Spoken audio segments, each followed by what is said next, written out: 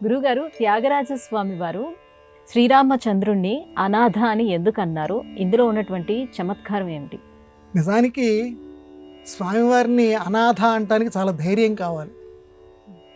అనాథ అంటే మామూలుగా మన పరిభాషలో ఏంటంటే దిక్కులేనటువంటి వాడు అని కదా ఇక్కడ అర్థం. అనాథ నేను, నీవు అనాథుడవు అంటాడు త్యాగరాజ స్వామి.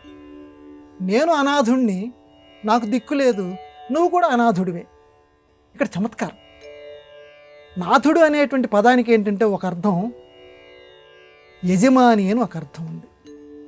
అనాథుడను, నాకు యజమాని ఎవరు లేరు, నన్ను ఆదుకునేటువంటి వాడు ఎవరు లేరు. ఇప్పుడు నాకు అంతటా చాలా దిక్కులేనటువంటి ఒక చిత్రమైనటువంటి బాధాకరమైనటువంటి పరిస్థితిలో నేను జీవిస్తున్నాను. అనాథని, నన్ను ఎవరు పట్టించుకోవటం లేదు. ఈ భక్తి సామ్రాజ్యంలో కొట్టుకుపోతున్నాను. ఏది మంచో ఏది చెడో నాకు తెలియటం లేదు. నేను అనాథని. కానీ నువ్వు కూడా అనాథవే ఏంటయ్యా బాబు, నువ్వు కూడా అనాథవే అన్నాడు. అనాథుడు. ఆయన ఎలాగ అనాథుడు అవుతాడు దేవుడు అని అంటే, యజమాని లేనటువంటి వాడు అనాథుడు. దేవుడికి తల్లిదండ్రులు లేరు. ఇప్పుడు శివుడికి శివ కళ్యాణంలో, పార్వతీదేవి కళ్యాణంలో ప్రవర చెప్పుకోవాల్సినటువంటి సందర్భంలో శివుడికి ఏం ప్రవర చెప్పాలి?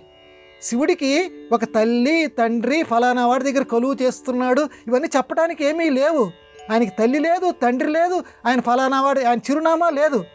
కానీ అందువల్ల ఆయన ఏం పేరుతో పిలుస్తారు? అనాథ, నాథుడు లేనివాడు, తనకంటూ ఒక యజమాని లేనివాడు. చాలా చమత్కారంలో స్థుతి. పైకేమో నిందిస్తున్నట్టు కనపడుతోంది, కానీ గొప్ప అర్థం వచ్చేటట్లుగా. మాకు యజమానులు ఉంటారు, మేము యజమానులు లేరు, కానీ నీకు అస్సలు యజమానే లేడు, నువ్వు అనాథుడివి. కాబట్టి రామచంద్ర, నువ్వు అనాథుడివయ్యా అని చెప్పి చాలా చమత్కారభరితంగా సంగీత ప్రపంచంలో త్యాగరాజస్వామి గొప్పగా ఈ కీర్తన రాశారు. సనాథుడు, చక్కగా నాథుడితో కూడుకున్నటువంటి వాడు, యజమానులతో కూడుకున్నటువంటి వాడు. అంటే మన కోరిన కోరికలను తీర్చేటువంటి ప్రభువులు ఆయన కొలువులోనే ఉంటారు. కాబట్టి సనాథులతో కూడుకున్న ఆ అనాథుడు మనందరినీ కూడా శ్రీరామచంద్రుడు రక్షించుగాక.